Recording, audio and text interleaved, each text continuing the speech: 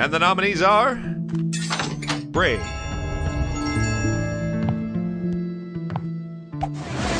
Burnout Paradise,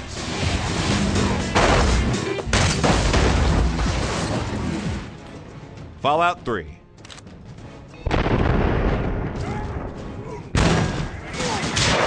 Grand Theft Auto 4,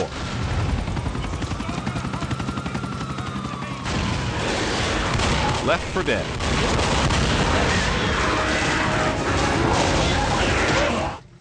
Metal Gear Solid 4, Guns of the Patriots, had to pull their goalie an easy NHL 09, target to shoot at. These guys were in a hole. Now they're in a gourd. No More Heroes,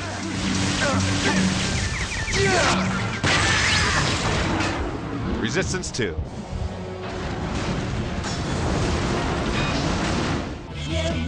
The World Ends With You. And the winner is Metal Gear Solid 4, Guns of the Patriots.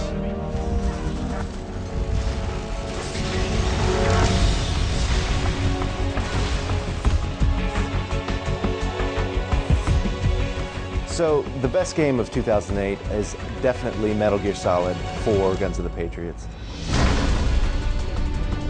In every sense, Metal Gear 4 delivers.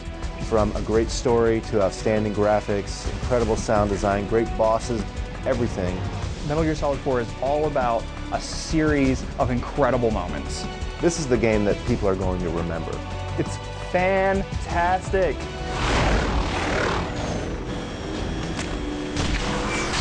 So we all know 2008 was a great year for games.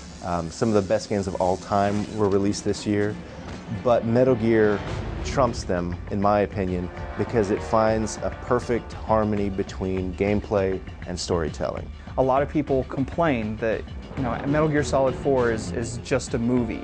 I watch it as much as I play it. But that's part of what makes it so incredible, is that it takes really two different kinds of entertainment, both of which stand out as the ultimate form of their kind of entertainment, whether you're looking at it as a film or whether you're looking at it as gameplay. But the gameplay is absolutely incredible, and the storytelling is fantastic as well. And the fact that they can be combined into one seamless entity to the point where you're not even sure what kind of entertainment you're participating in, that's something really extraordinary. Laugh with me!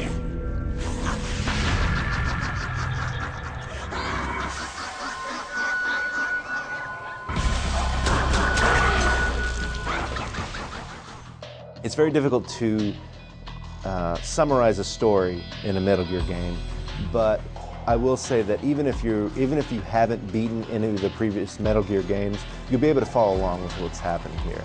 You'll understand that Snake looks different than he did in the previous games. He's aged, there's a big threat, something's going on, and Snake's got to finish it. That's the basic plot. It's the same for every Metal Gear game. He's the hero, he's got to beat the bad guys.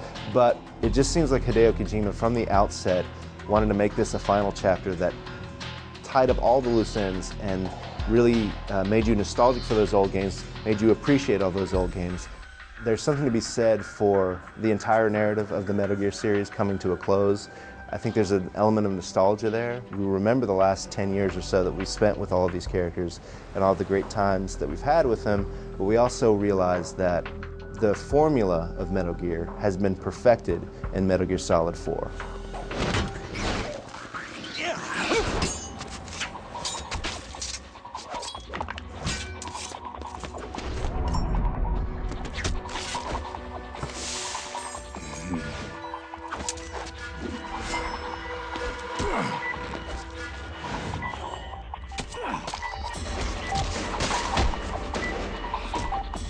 I think that it all comes down to how well the storytelling has been integrated into the gameplay. They match up so seamlessly that sometimes you're not even sure whether you're in the game yet or whether it's still in the middle of a cutscene. A cutscene will play out. It'll be absolutely beautiful, in terms of technology, as good as any cutscene you've ever seen. And you'll transition directly into gameplay within the cutscene, and it looks exactly the same as the scene itself. And that kind of immersion, you can't really put a price tag on something like that. Snake, there's no time. There's so many great moments in Metal Gear Solid 4, and I don't want to give away too many spoilers, but if you haven't beaten this game, go do it now. We'll talk after you're done. So there's so many great moments in this game, not just moments that are exciting and not just moments that are fun to watch, but there's moments that are really emotionally impactful. And the one that stands out for me was towards the end of the game when everything has gone wrong. Snake is literally crawling on his hands and knees to get to the server room of Outer Haven, and he's being blasted with microwaves. And the screen splits horizontally, and you've got Snake crawling to try to get, has been hit by these microwaves, and you've got cutscenes on top as Raiden is about to die and Meryl's about to die. And literally you are just mashing a button, trying to keep Snake going. Everything's going down. You feel like this is the end. You know, this, not only is Snake not going to make it, but everybody else he's ever been associated with is going to die. And it puts you in the position of how Snake probably feels in that moment, because you're getting tired pressing the button, Snake's getting burned alive, and all his friends are going to die. And so when you finally get to the end of that corridor and you make it into the room, there's this tremendous feeling of relief. And it's a fantastic moment. It finds all of these interesting ways to tell this story.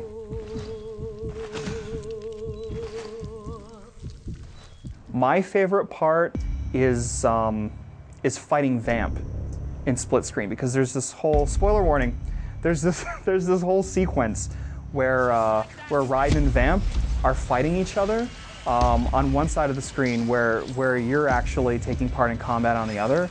And the whole thing is incredibly epic. You need to stay alive as long as you need to while their fight takes place. And the whole thing is epic, and to me kind of represents what Metal Gear Solid 4 does best. You have an incredibly cinematic sequence happening on one side of the screen, where you're making your own cinematic sequence on the other side of the screen. Together they come into an experience that I don't think any game has really ever approached.